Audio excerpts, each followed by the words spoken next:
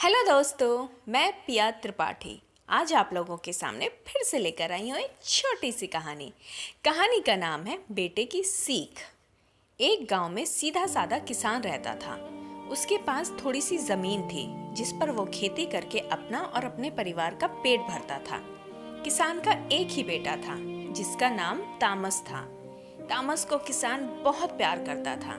किसान खुद भूखा रहकर भी तामस को कभी किसी चीज की कमी नहीं होने देता था। लेकिन तामस दिन भर खेलता रहता और कोई काम नहीं करता था। किसान की पत्नी को तामस की ये आदतें जरा भी अच्छी नहीं लगती थी। इसलिए एक दिन उसने किसान से कहा, देखो जी, तामस अब बड़ा हो चुका है, उससे खेतों में काम कराओ। अब तुम्हें भी बुढ़ापा आने लगा है, तुम अकेले खेतों में कब तक खून पसीना बहाते रहोगे? तो किसान बोला, अरे भाग्यवान, हमारा एक ही तो बेटा है। अरे ये उम्र तो उसके खेलने कूदने की है। जब समय आएगा तो अपनी जिम्मेदारियों का बोझ खुद ही उठा लेगा। अभी तो मेरे हाथ पैर चल रहे हैं। तामस तो हमारे बुढ़ापे का सहारा है। देखना, वो हमें कष्ट नहीं होने देगा। और धीरे धीरे तामस जवान भी हो गया। पिता ने तामस की शादी भी कर दी। लेकिन खेती के काम में पिता का हाथ बटाना तामस ने अभी भी जरूरी नहीं समझा। पूरे परिवार की जिम्मेदारी अब किसान के कंधों पर आ गई। हर समय तामस निठल्ला बैठा रहता और बूढ़ा किसान खेतों में मजदूर की तरह काम करता रहता था। दिन रात मेहनत करते रहने से किसान बीमार रहने लगा। धीरे धीरे उसने बिस्तर पकड़ लिया। तामस अपनी माँ की बात भी नहीं सुनता था। जब किसान की पत्नी तामस को उल्टा सीधा कहती तो वो खेतों पर चला तो जाता, लेकिन बिना काम किए ही लौट आता था। कुछ दिन बाद तामस पिता बन गया। उसकी पत्नी ने एक सुंदर से बेटे को जन्म दिया। तामस की पत्नी भी बहुत आलसी थी और वो घर का कोई काम नहीं करती थी, तो विवश होकर बच्चे की देखभाल दादा दादी को ही करनी पड़ती थी। दादा दादी बच्चे को बहुत प्यार करते थे और इसलिए बच्चा उनके पास ही रहता था। लेकिन तामस की पत्नी को अपने बच्चे का दादा दादी के पास रहना जरा भी अच्छा नहीं लगता था।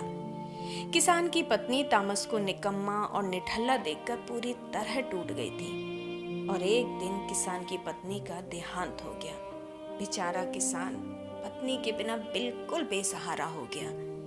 तामस कामचोर था, इसलिए धीरे धीरे खेती की पैदावार कम होने लगी। तो इसका दोष भी तामस ने अपने बूढ़े पिता पर लगा दिया।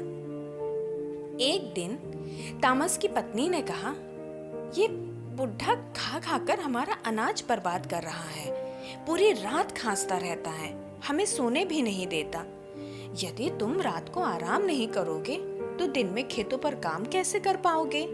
और ऊपर से दिन भर हमारे बेटे को सीने से लगा कर रखता है। यदि उसे दमा हो गया तो हम क्या करेंगे? अब तो बस इस बुढ़े को तुम कहीं दूसरी जगह भेज दो, वरना मैं यहाँ नहीं रहूंगी। तो तामस ने कहा, तू चिंता क्यों करती है? मैं इस बुढ़े को कल ही ठिकाने लगा दूंगा। अरे मैं तो खुद तंग आ चुका हूँ इससे। और दूसरे दिन तामस ने अपने बूढ़े बाप को गाड़ी पर लाद दिया। तभी तामस का बेटा नींद से जागकर बोला, पापा, आप बाबा को कहाँ लेकर जा रहे हो? तो तामस बोला, अब बेटा, वो तुम्हारे दादाजी बहुत बीमार है ना, बस इसलिए ही उन्हें डॉक्टर के पास लेकर जा रहा हूँ। तो तामस का बेटा अपने दादा के साथ जाने की जिद करने लगा। माता पिता के समझाने पर भी वो नहीं माना। पड़ोसियों को पता चलने के डर से तामस ने जल्दी से अपने बेटे को गाड़ी में बिठा लिया और घने जंगल में पहुंचकर तामस ने बैलगाड़ी रोक दी और फावड़ा, कुदाली, बेलचा लेकर पेड़ों के पीछे चला गया। जब तामस बहुत देर तक नहीं लौटा तो उसका बेटा बैलगाड़ी से उतरकर उसी तरफ चला गया। तब तक तामस ने भी गड्ढा खोद लिया था और फावड़े से मिट्टी बाहर निकाल रहा था। बेटे के पूछने पर तामस बोला, बेटा, वो तुम्हारे बाबा बीमार हैं, बस इसलिए ये गड्ढा मैं उनके लिए ही खोद रहा हूँ, ताकि वे इसमें आराम से सोते रहें और उन्हें कभी कोई कष्ट ना हो। तो तामस की बात सुनकर उसका बेटा दूसरा गड्ढा खोदने लगा और बोला, पापा, एक दिन बूढ़े होकर तुम मेरे ऊपर भी बोझ बन जाओगे, तब मैं तुमको इसी गड्ढे में लाकर डाल दूंगा और इससे होगा ये कि तुम्हें बैलगाड़ी में बैठकर मेरा गड्ढा खोदने का इंतजार भी नहीं करना पड़ेगा। बस फिर क्या था, बेटे की बातें सुनकर तामस की आंखें खुल गईं और तामस ने अपने बूढ़े पिता को घर लाकर अच्छे से अच्छा इलाज करवाया। तब से तामस अपने पिता की दिन रात सेवा करने लगा। तो देखा दोस्तों, बेटे की बातों ने पिता को सही रास्ता दिखा दिया।